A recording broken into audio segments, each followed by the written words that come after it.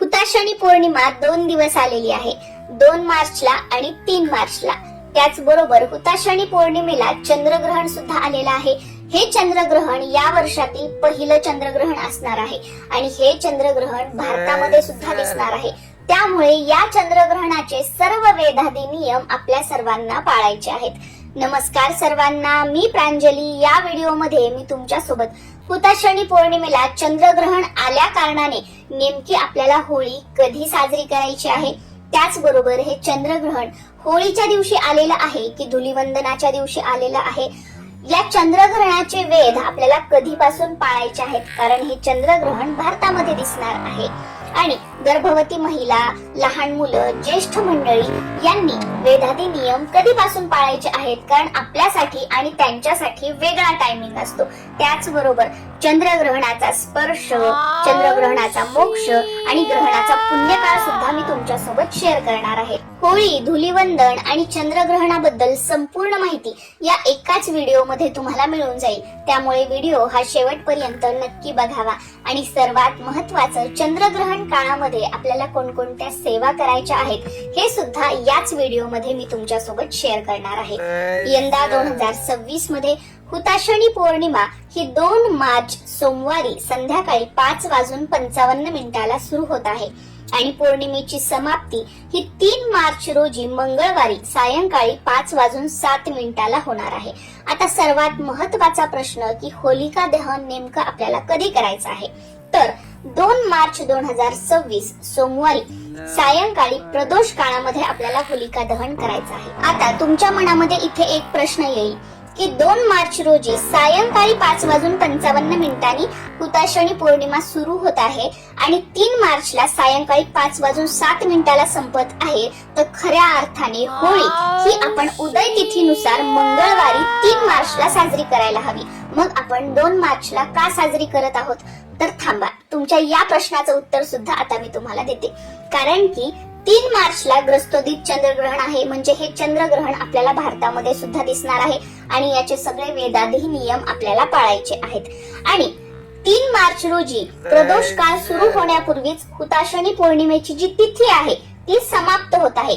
म्हणून धर्मसिंधू या ग्रंथातील वचनांनुसार होलिका दहन हे आपल्याला 2 मार्च रोजी सोमवारी प्रदोष काळामध्ये करायचं आहे. त्यामुळे चंद्रग्रहणाचा होलिका दहनासाठी कोणताही अडथळा येणार नाही, कारण चंद्रग्रहण जे आहे ते 3 मार्च रोजी मंगळवारी असणार आहे आणि याच दिवशी धुलीवंदन आहे, म्हणजे धुलीवंदनाच्या दिवशी चंद्रग्रहण आलेलं आहे.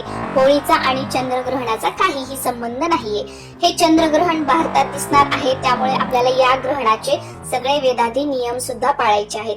हे चंद्रग्रहण 3 मार्चला दुपारी 3:20 सुरू होईल आणि 3 मार्च रोजीच संध्याकाळी 6:46 हे चंद्रग्रहण संपणार आहे. हे चंद्रग्रहण या वर्षातील 2026 मधील पहिलं चंद्रग्रहण असणार आहे. चंद्रग्रहणाचा सूतक काळ हा ग्रहणाच्या 9 तास आधीपासून सुरू होत असतो. त्यामुळे 3 तारखेला सकाळी सूर्य उदयापासून ते संध्याकाळी 6:48 पर्यंत या चंद्रग्रहणाचे वेदाधी नियम आपल्याला पाळायचे आहेत. आता गर्भवती महिला, वृद्ध मंडळी आणि लहान मुलांसाठी सूर्य उदयापासून हे नियम पाळण्याची गरज नाही. तुमच्यासाठी वेगळा टायमिंग आहे, तो सुद्धा आता पुढे मी तुमच्या सोबत शेअर करणार आहे. पण सर्वात महत्वाचं, ज्या गर्भवती महिला आहेत, लहान मुलं आहेत किंवा वृद्ध मंडळी आहेत, तुमची काही ट्रीटमेंट सुरू असेल तर डॉक्टरांचा सल्ला घ्या. तुमच्या ज्या काही गोळ्या आहेत त्याचे जे काही टायमिंग्स आहेत ते पाळण्याचा प्रयत्न करा. सर्वप्रथम तब्येतीची काळजी घ्या आणि त्यानंतर चंद्रग्रहण, वेदाधी नियम या सगळ्या फंद्यामध्ये तुम्ही पडू शकता. डॉक्टरांनी तुम्हाला कोणतेही प्रिकॉशन्स घ्यायला सांगितलेले नाहीयेत, तुम्ही एकदम हेल्दी आहात. तर अशा वेळी या ग्रहण काळामध्ये गर्भवती महिलांनी एका जागेवर बसायचं आहे. तुम्ही रिलॅक्स होऊन बसा, असं काही नाही की मांडीच घालून बसा, उठूनच बसा. आपल्या घरातील जी मोठी मंडळी सांगतात, जसं की मला सुद्धा बघा, माझ्या सासूबाई असतील किंवा आजी सासू असतील, आजी असेल, आई असेल, काकू असेल, मावशी असेल, त्यांनी ज्या गोष्टी सांगितल्या होत्या पाळण्यासाठी ग्रहण काळामध्ये, त्याच मी तुमच्यासोबत शेअर करत आहे. रिलॅक्स आपण बसू शकतो. बाथरूमला जायचं आहे, टॉयलेटला जायचं आहे, फक्त ग्रहण काळामध्ये आपले बोटं मोडायचे नाहीयेत, चाकूने, विळीने काही चिरायचं नाहीये.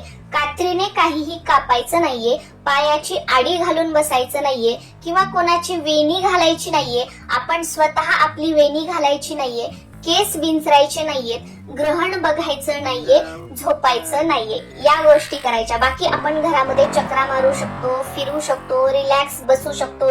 तुम्ही बेडवर बसा, सोफ्यावर बसा, चेअरवर बसा. त्यानंतर या ग्रहण काळामध्ये तुम्हाला जे म्युझिक आवडतं ती गाणी तुम्ही ऐकू शकता किंवा जे स्तोत्र मंत्र तुम्हाला ऐकायला आवडतात ते स्तोत्र मंत्र तुम्ही मोबाईल वरती ऐकू शकता किंवा जे स्तोत्र मंत्र तुम्हाला पाठ आहेत म्हणता येतात ते तुम्ही म्हणू शकता किंवा तुमच्याकडे एखादं छानसं पुस्तक असेल तर ते तुम्ही वाचू शकता किंवा एखादा ग्रंथ असेल तर तो सुद्धा या ग्रहण काळामध्ये तुम्ही वाचू शकता. आणि हे काहीही शक्य नसेल तर जो कोणता मंत्र तुम्हाला येतो तर पूर्ण ग्रहण काळामध्ये तुम्हाला मंत्र जाप करायचा आहे. आपल्या पोटावर तुम्ही हात ठेवू शकता. पोटावर हात ठेवून किमान स्वतःला ऐकू येईल अशा आवाजामध्ये मंत्र चॅन्टिंग करण्याचा प्रयत्न करा. असं म्हटलं जातं की आपल्या पोटावर हात ठेवून स्वतःला ऐकू येईल अशा आवाजात जर आपण मंत्र स्तोत्र म्हटली तर आपल्या बाळाला सुद्धा त्याचे आशीर्वाद मिळत असतात आणि आपल्या बाळापर्यंत ती सेवा पोहोचत असते. या ग्रस्तोदित चंद्रग्रहणाचा स्पर्श हा 3 मार्च रोजी दुपारी 3:20 पासून सुरू होईल. तो ग्रहणाचा मोक्ष हा 3 मार्च रोजी संध्याकाळी 6:46 पर्यंत असेल. या चंद्रग्रहणाचा पुण्यकाळ हा 3 मार्च रोजी सायंकाळी 6:20 पासून ते संध्याकाळी 6:46 पर्यंत असणार आहे. या ग्रहण काळामध्ये जी ही मंत्र स्तोत्र तुम्हाला पाठ आहेत ती तुम्ही म्हणू शकता. जर तुम्ही गुरुमंत्र घेतलेला असेल तर त्या गुरुमंत्राचा जप सुद्धा तुम्ही या ग्रहण काळामध्ये करू शकता. तुम्हाला जर एखादा मंत्र सिद्ध करायचा असेल तर तोही तुम्ही या ग्रहण काळामध्ये करू शकता किंवा जी मंत्र स्तोत्र तुम्हाला मोबाईलवर ऐकायला आवडतात तर तीही तुम्ही ऐकू शकता किंवा टीव्हीवर मोबाईलवर घरात मंत्र स्तोत्र लावून ठेवा म्हणजे सगळ्यांच्याच ती कानी पडतील आणि आपल्या घरामध्ये मंत्र स्तोत्राचे जे ध्वनी आहेत उच्चार आहेत ते पसरतील आणि त्यामुळे घरातील वातावरण सुद्धा सकारात्मक राहील, प्रसन्न राहील. ग्रहण काळात आपण जे शिजवलेलं अन्न आहे, जे साठवलेलं पाणी आहे त्या सर्वांवर तुळशीपत्र ठेवायचं आहे. ग्रहण संपल्यानंतर घरातील सर्वांनी स्नान करायचं आहे. स्नान करताना आंघोळीच्या पाण्यामध्ये जर तुमच्याकडे गंगाजल असेल तर थोडं थोडं गंगाजल सर्वांच्या आंघोळीच्या पाण्यात टाकायचं, त्या पाण्याने स्नान करायचं आहे. किंवा तुमच्याकडे गोमूत्र असेल तर एक एक थेंब गोमूत्र आंघोळीच्या पाण्यामध्ये टाकायचं आणि त्या पाण्याने स्नान करायचं आहे.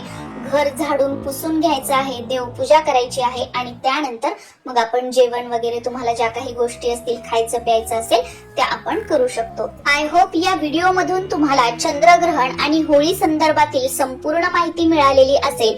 पण तरी सुद्धा अजून काही प्रश्न असतील तर खाली कॉमेंट मध्ये तुम्ही विचारू शकता. नक्कीच त्यांची उत्तरं देण्याचा मी प्रयत्न करेल. नमस्कार. तुम्हा सर्वांना होळीच्या खूप साऱ्या शुभेच्छा.